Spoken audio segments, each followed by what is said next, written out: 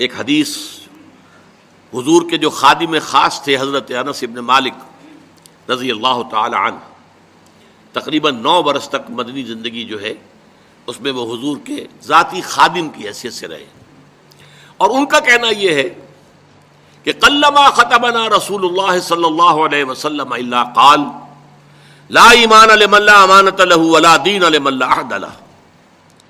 کہتے ہیں شاذ ہی کبھی ایسا ہوا ہوگا کہ حضور نے ہمیں خطبہ ارشاد فرمایا ہو کسی بھی موقع پر، اور اس میں یہ الفاظ مبارکہ آپ نے نہ فرمائے ہو کہ اس شخص کا کوئی ایمان نہیں جس میں امانت داری کا وصف نہیں، اور اس شخص کا کوئی دین نہیں جس میں ایفاء عہد نہیں۔ کیوں؟ دین بھی نام ہے اللہ سے اپنے ایک عہد کو پورا کرنے کا۔ نماز کی ہر رکعت میں ہم کیا کہتے ہیں؟ ایاک نعبد و ایاک نستعین، پروردگار ہم صرف تیری ہی بندگی اور پرستش کرتے ہیں، اور صرف تیری ہی بندگی اور پرستش کرتے رہیں گے، اور اے پروردگار ہم صرف تجھ ہی سے مدد کے خواہاں ہیں اور تجھ ہی سے مدد چاہتے رہیں گے۔ یہ عہد ہے، بہت بڑا عہد ہے، بہت بڑا عہد ہے۔ اس عہد کو پورا کرنا ہی دین ہے۔ اللہ کی بندگی، اللہ کے احکام کی اطاعت، اللہ نے جن چیزوں کو حرام کیا ان سے اجتناب کرتے رہنا، اللہ کے فرائض کی ادائیگی، اللہ کے لیے تن من دھن لگا دینا، ایاک نعبد و ایاک نستعین۔ اب ظاہر بات ہے کہ جو شخص انسانوں کے ساتھ چھوٹے چھوٹے کیے ہوئے عہد پورے نہیں کرتا، وہ اتنا بڑا عہد اللہ کے ساتھ کیسے نبھا دے گا؟ جو 2 پیسے کے اندر امانت کا ثبوت نہیں دے سکتا، اس میں بھی خیانت کر گزرتا ہے، وہ 2 کروڑ میں کیسے امین ثابت ہوگا؟ لہذا لا دین لمن لا عہد لہ، لا ایمان لمن لا امانۃ لہ ولا دین لمن لا عہد لہ۔ جس شخص میں امانت داری کا وصف نہیں ہے اس کا کوئی ایمان نہیں، اور جس کے اندر ایفاء عہد کا مادہ نہیں ہے اس کا کوئی دین نہیں۔ اب خاص طور پر اس نیکی کی بحث میں جس ربط اور ترتیب کے ساتھ یہ بات آ رہی ہے اس کو سمجھیے۔ در حقیقت یہ معاملات جو ہیں انسان کے، بین الانسانی معاملات، یہ در حقیقت اس کا تذکرہ ہے۔ اس لیے کہ اب تک جو معاملے آئے، ایک خدمت خلق اور انسانی ہمدردی کا جذبہ، پھر نماز کا قیام، زکوٰۃ کی ادائیگی، اب جو یہاں آ رہا ہے یہ معاملات ہیں بین الانسانی معاملات۔ معاملہ کہتے ہیں جو 2 افراد کے مابین کوئی بات ہو رہی ہو، عمل سے معاملہ، جوہد سے مجاہدہ، قتل سے مقاتلہ۔ تو جب 2 فریقوں کے درمیان جوہد ہوگی، جوہد کا جوہد سے ٹکراؤ ہوگا تو وہ مجاہدہ بن جاتا ہے۔ جب 2 فریق ایک دوسرے کو قتل کرنے کے درپے ہیں یہ مقاتلہ ہے۔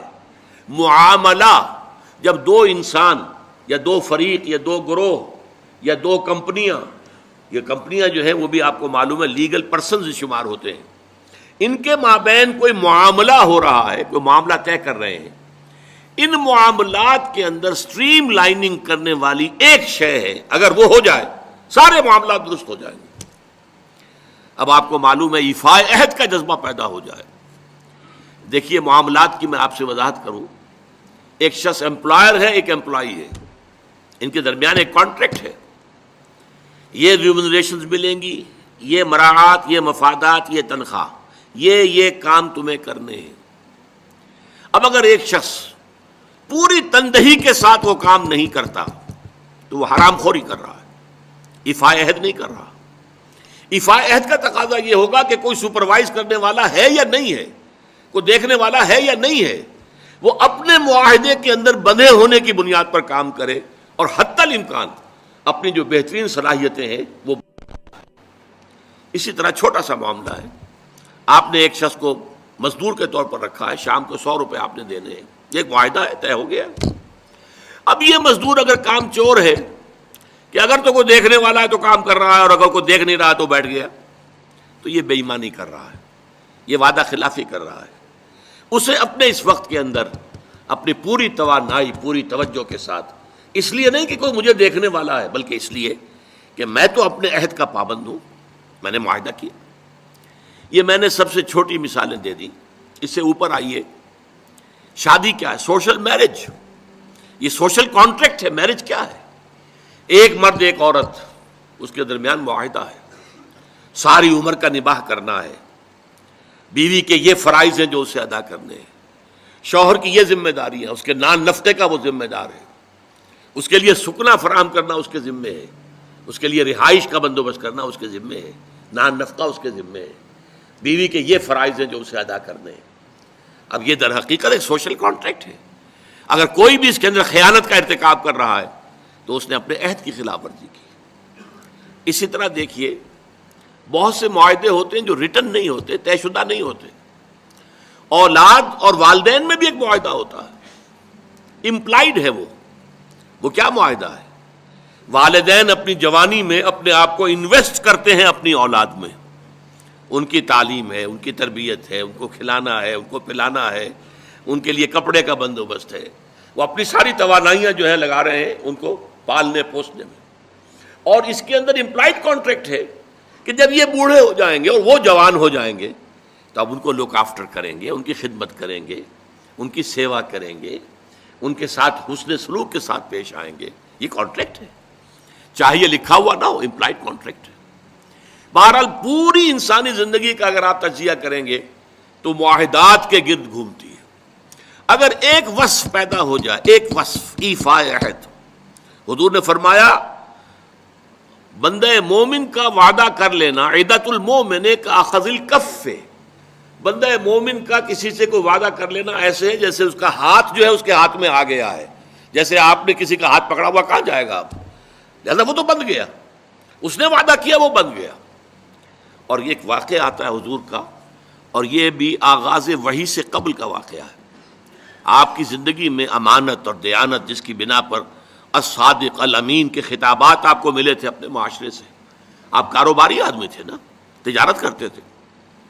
ایک شخص سے کوئی بات ہو رہی تھی معاملے کی، کسی سودے کی، اس نے کہا کہ ذرا آئے محمد آپ انتظار کیجئے میرا یہاں پر، میں ابھی آتا ہوں۔ وہ جا کر اپنے کاموں میں ایسا مصروف ہو گیا بھول گیا۔ حدیث میں ثلاثہ کا لفظ آیا، 3 کے بعد یاد آیا اسے، اور عام شارحین کا یہ کہنا ہے 3 دن کے بعد۔ وہ بھولا رہا، اچانک کیا تھا، میں نے تو وعدہ کیا تھا محمد سے صلی اللہ علیہ وسلم کہ آپ یہاں میرا ذرا انتظار کیجئے میں ابھی آتا ہوں۔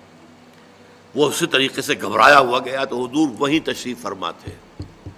3 دن اس نے معذرت پیش کی، کہا میں بھول گیا تو حضور نے فرمایا میں تو اپنے عہد کا بندھا ہوا تھا، میں نے تم سے وعدہ کیا تھا کہ میں یہاں تمہارا انتظار کروں گا، میں کر رہا ہوں۔